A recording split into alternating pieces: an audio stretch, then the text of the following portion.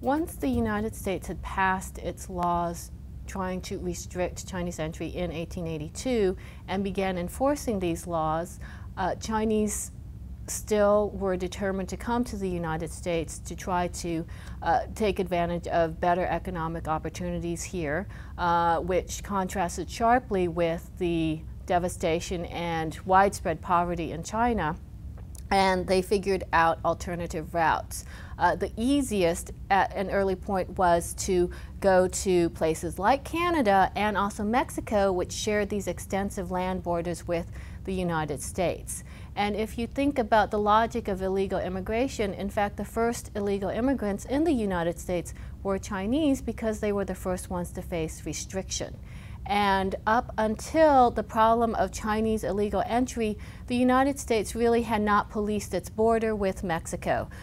Mexican mobility across that shared border really did not become seen as a problem until the 1920s and 1930s, but the immigration bureaucracy's attention started being drawn to the southern border because they realized that many Chinese were circumventing the Chinese exclusion laws by crossing from the south.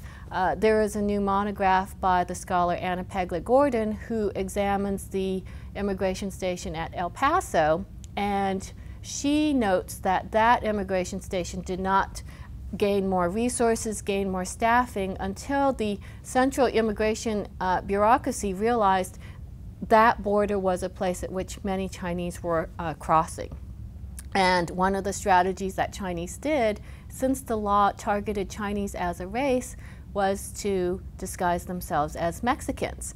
And so they would put on sombreros, they would hide their queues under their hats, they would wear ponchos and walk across the border. And this was very confounding for immigration authorities because they assumed that race could be visually labeled, that you could identify somebody just by looking at them what race they are and therefore know who had to be targeted for exclusion.